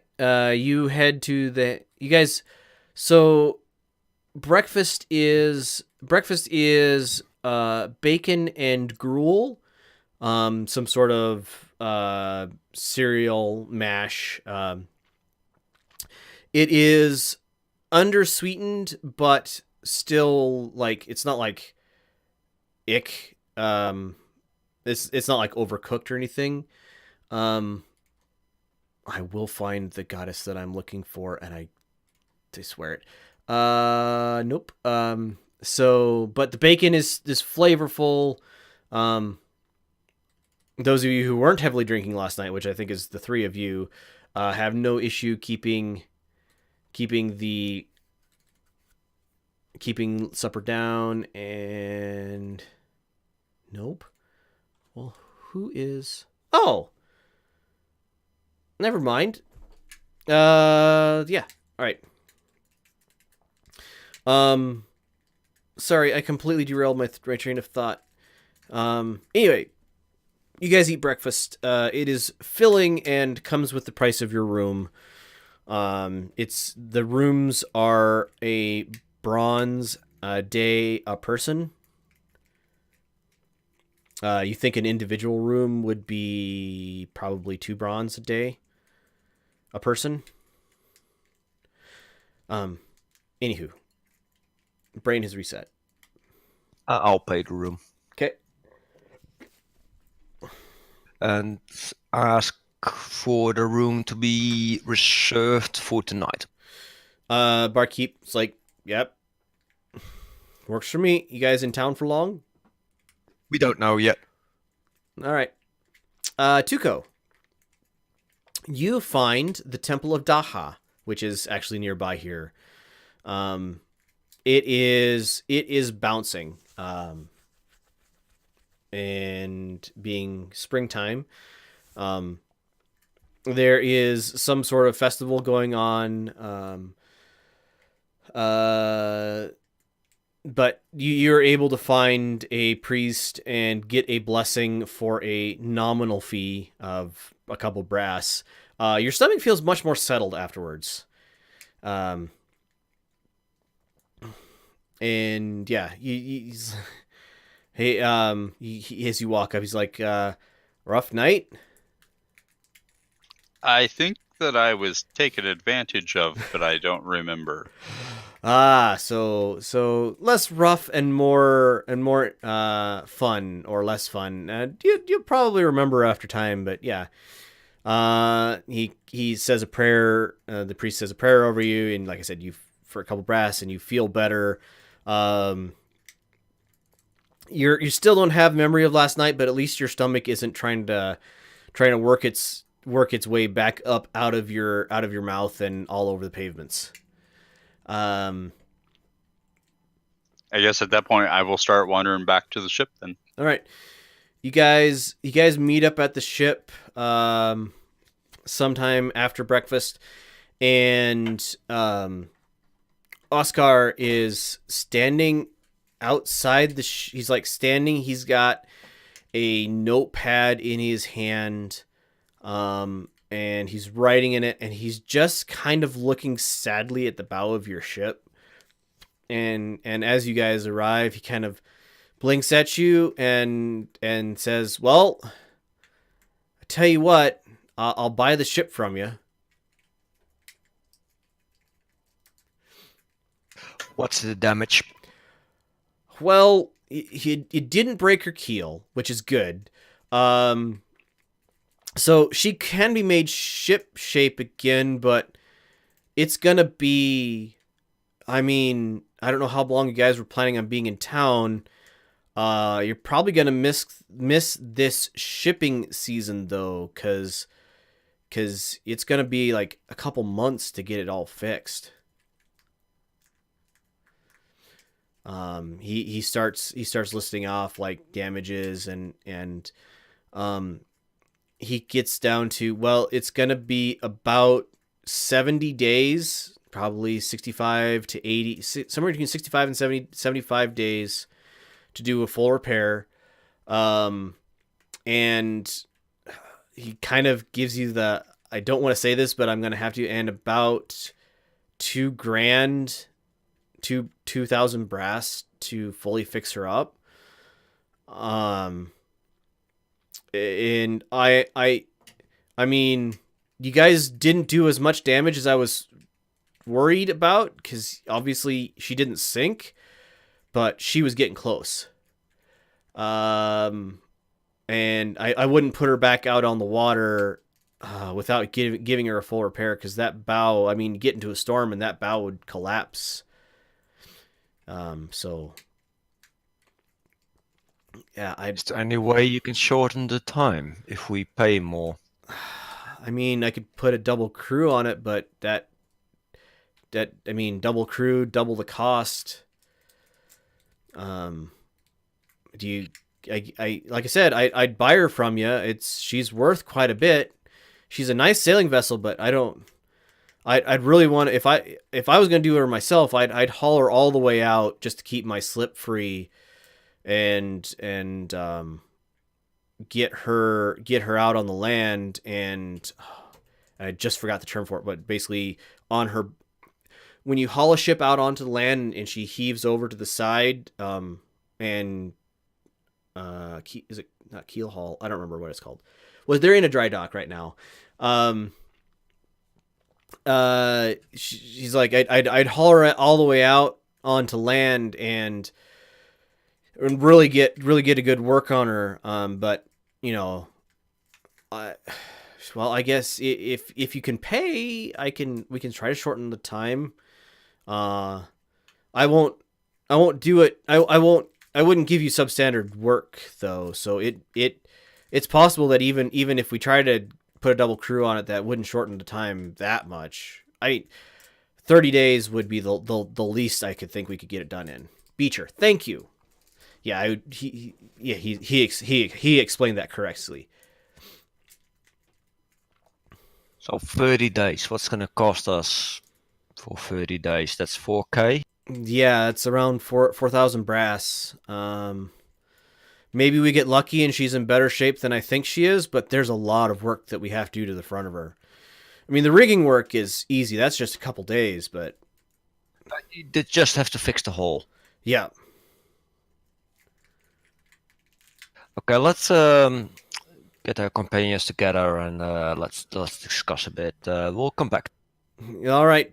Should I get somebody started on it? I mean, it's even just I can get somebody started on it. Even if you guys decide to do something else with her, it's 20 brass per day of work, plus any other supplies and stuff we need. But I can get somebody started on her.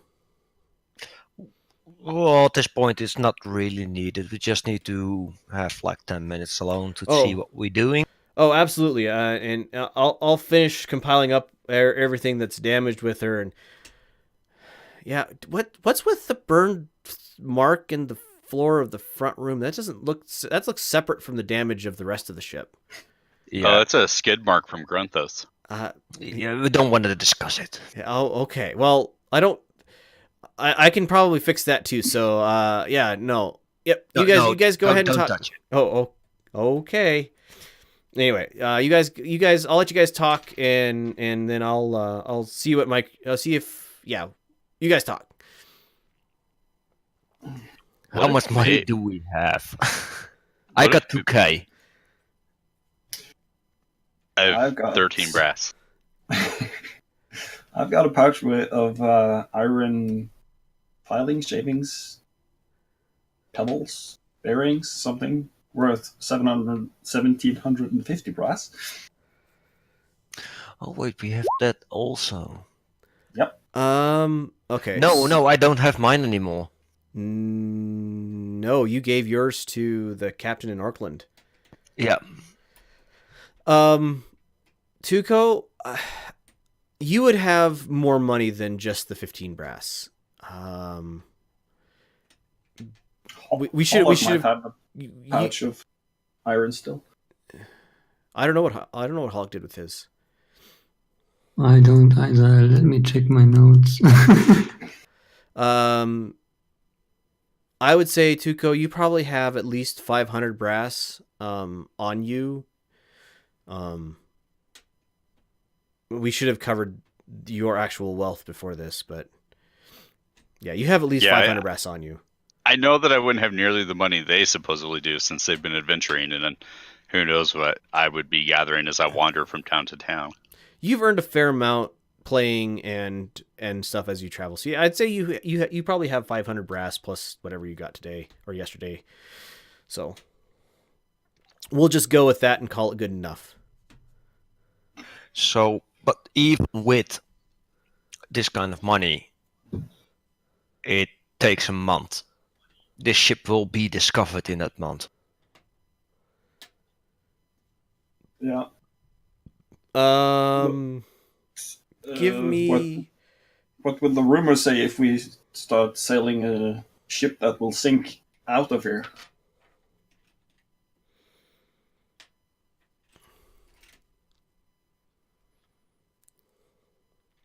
The rumors all became true, I guess.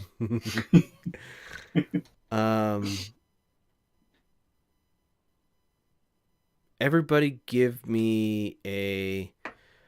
Actually no. The guy kind of walks up to you.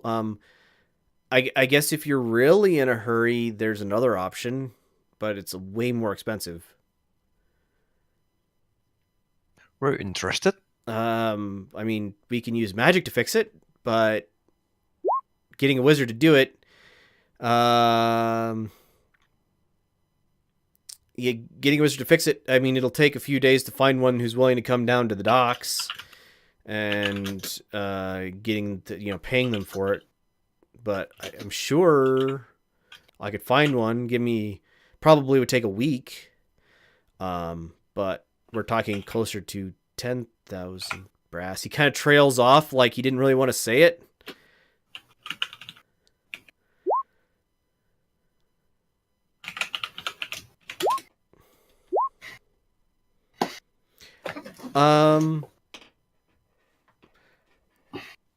I would like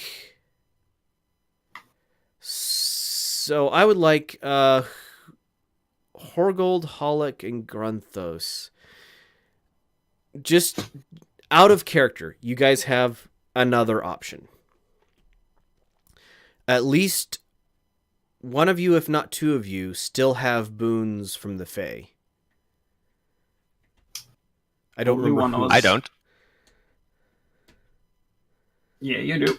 Because we used Gruntos' boon to get home from the temple. Oh, and Hollick didn't get one. I didn't get one. Nope. He So- got Do three I have a from boon? So you have a boon from the Fae, Horgold. I know how I'm going to handle this. So you hear as the guy's saying 10,000 brass to get a wizard to come out.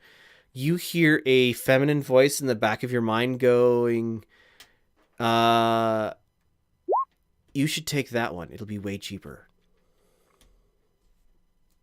Send a letter to Satet. It would only take 6 months to get there.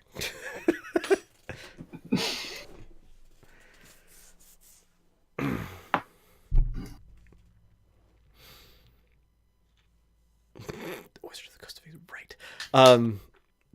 Anyway, Horgold, you can yes or no that as you see, but yeah, you had a female voice whisper in the back of your head saying, you should have a wizard do it. It'll be way cheaper than he's saying it will be. We'll go with the wizard option, I guess, then. He kind of blinks at you and all right. I mean, we'll start looking for one, and then I guess it'll be between you and them how much they charge you for it, and I'll just charge you for the slip and some minor repairs until we can track them down. I mean, finder's fee and all that. All right. Well, okay. Could look for ourselves as well, just to shorten the time. Sure. let him look. Let him. Oh, he's Yeah. like, oh, okay. Let's Just both look, whoever finds it first gets the prize. he kind of chuckles at you. All right, well, good luck finding your wizard. All right. fix the riggings and maybe some new sails. He's like, but you don't have any sails. Because they were ruined. Oh, that makes sense. Yeah, we'll get you some new sails. All right.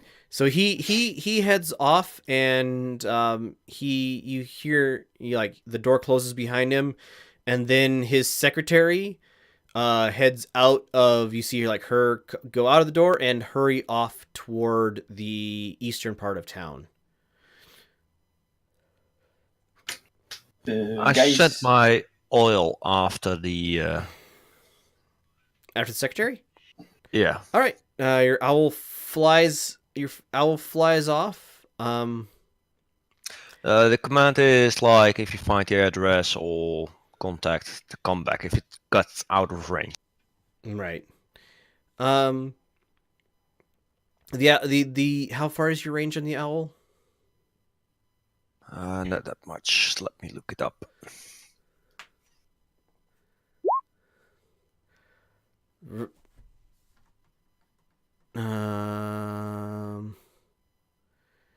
Feel your exit. 100 feet. No, she quickly gets more than 100 feet away from you, so the familiar comes flying back if that's what you wanted for it. But No, it want to come flying back once the address is known. once the address is known. All right, all right. Your familiar flies off. It's mid-morning at this point. You guys are all together. What you gonna do? I'm wanting to go get my hand crossbow. Yes. You. I want to get. Mhm. I want to get my figurines. All right. You head toward the shopping district. The weapon shop is not that far from the place where the figurines were purchased. The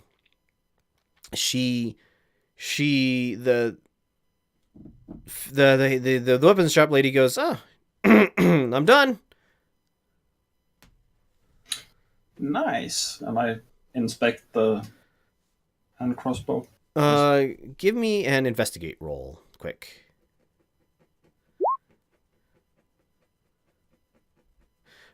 Seems like a hand crossbow. Nothing special, nothing Nothing out of the ordinary. She also hands you a wrapped pile of bolts to go with it. Yep. I hope your hunts are successful. Whatever you might be Thank hunting. I'm guessing they are. Thank you for your work. Yep. And I just grab stuff and I make mental notes to make some sort of a clip so I can hang it on my belt. But All right. I don't say that. Let's see. All right, Horgold, you arrive at the figurine shop. As you're arriving, the guy says, "Oh, hey, welcome back. They're done. Although the lacquer could use a couple more hours to set up, but here you go." And he produces 3 figures. They are you did not ask for specific personages, but for some reason they are striking resemblances to your friends. The one of Tuco is it is a probably oak figure with pale like there's swirls and swirls and stuff like all through the figure. It is complex, but the detail of the carving is never completely lost in the cut of the wood. The figure of Hollock is him standing in armor with a spear and shield, and there is a vein of like dark green wood. Like, you're not sure what kind of wood this was, but there's like veins of dark green stripe through the like through the things, and at like over Hollock's heart, you almost like there's this knot or something of one of these dark green veins, but it almost looks like a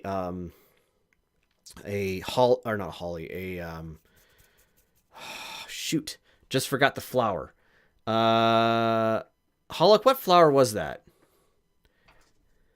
Anemone? I think I know how I can find it. One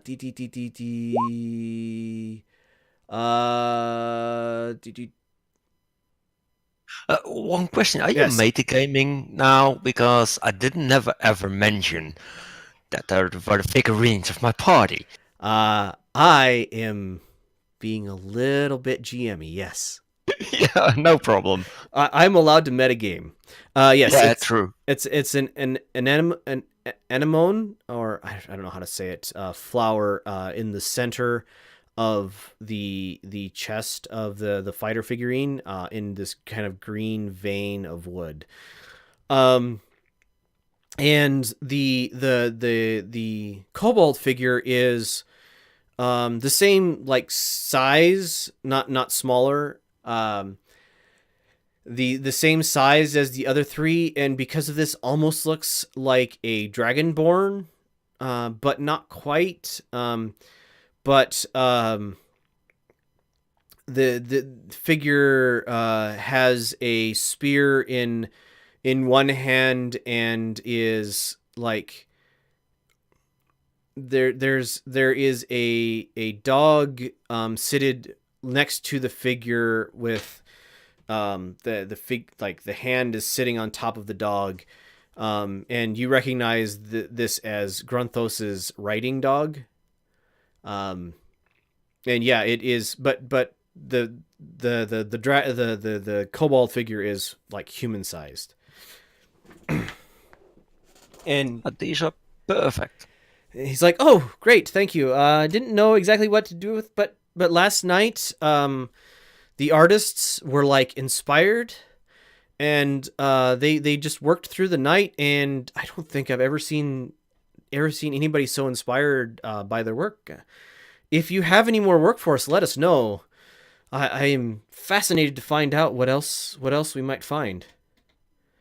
Yeah, maybe in the future, but for now, I don't want you to make any more of those.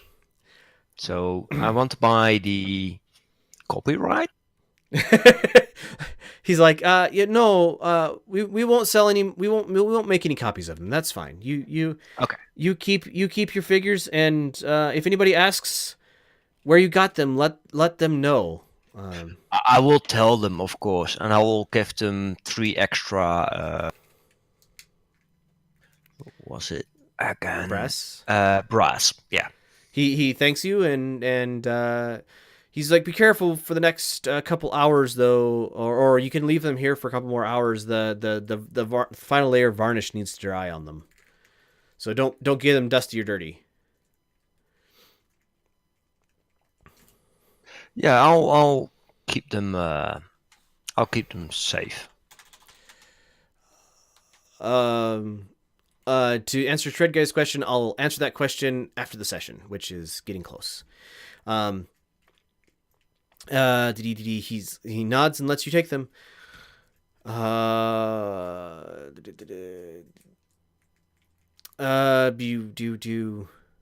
have completely derailed my own train of thought. Okay, so as you guys, Horgold and Grunthos, as you work your way back down to the dock, and Tuco and Holic, if you're still there, you guys. Okay, so Tuco and Holic, if you're still at the dock, you see the secretary walk up with a very beautiful elven lady. She is wearing long flowing robes, has bright emerald green eyes, like piercing even from across the dock. These eyes are flashing green that you can see them from further away than you think you should be able to. Flowing wheat colored hair, probably heading halfway down her back, and she's wearing green robes, and she's walking up with the secretary to the ship. About this time, Grunthos and Horgold, you'd be walking back, and you see her arrive at the ship. Do I recognize her? Give me a yes. You recognize her. Familiar face. Grunthos and Holic absolutely do as well. Tuco, she is the most beautiful elven lady you have ever seen. I started playing a little ditty on my violin, making up lyrics about her beauty. She kind of gives you an amused glance, and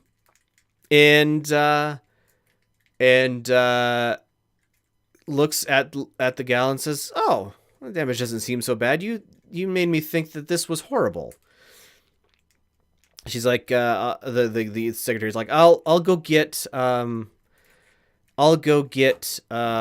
shoot. Names, Oscar, and we'll be right out.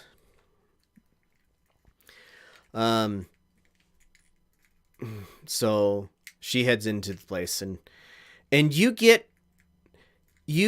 the three of you, Grunthos, Horgold, and Holic, get kind of an amused expression from her, but she doesn't really make any like motions like she knows who you are. I know who she is. Could we get the name again, please? She Aurora? hasn't given you her name, but she looks. If Aurora was an elf, this is what she would look like. The Fae you saw before was this turned up to 12, taller, more like an almost internal glow of beauty, finer features. So So you kind of this is a fae that is wearing an elven body, but the dial only goes to 11. And after probably 10 minutes, Oscar comes out and says, "So, a wizard was found." Kind of to the three of you or the four of you. Apparently. Oh, great. Let's see if we can repair the ship then. And he's like, "All right," and he gets out his notebook and starts walking, boards the ship and starts leading the gal around to, like, leading the gal around to various parts and, like, pointing out the damage and what needs to be done to it. About this time, Horgold, your owl lands back on your shoulder and gives you, like, kind of a worried expression, I guess you would say. Nothing I can do with. And you get an image in your mind of the secretary, like, walking up to an alley and then, like, standing at the alley for probably 10 or 15 minutes, kind of staring off into space, and then saying, "Oh yes, this way," and turning around and walking back with this figure following along behind her. And your owl is thoroughly confused and a little worried about what just happened there. But this was, you're getting the impression this was, a while ago. Same as I. And Oscar and the lady get back up onto the dock, and she says, "I believe I can help these gentlemen out. And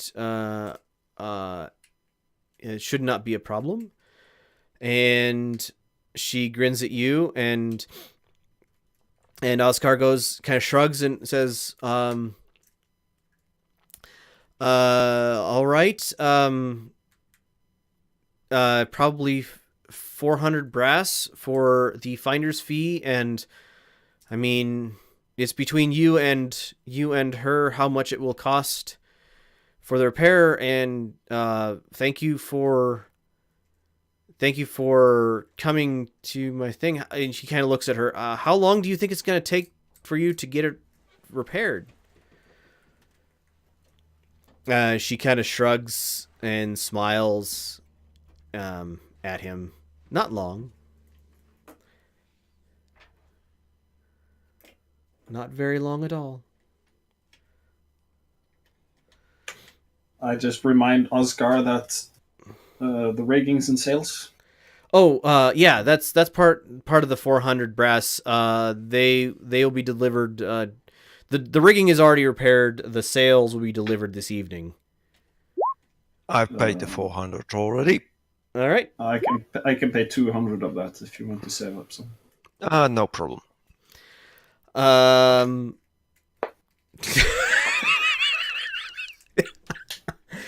right. So she smiles at all of you and says, as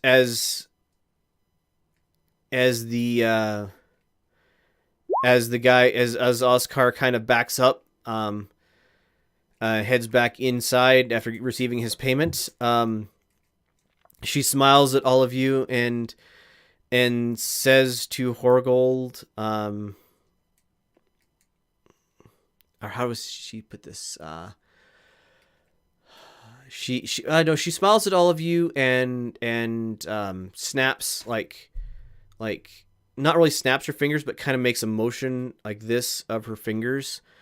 And you guys, as you watch, can see, like, the planks grow out as if they were live wood and rebuild the front of the ship.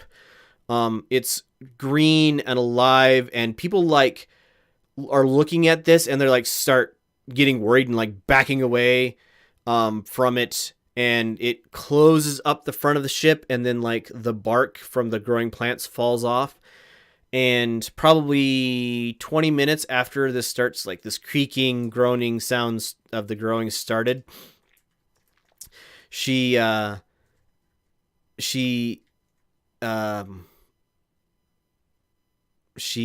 smiles at you again and says to Horgold, a favor repaid. And she like holds out her hand to you, pulls you in close unless you resist her. Horgold?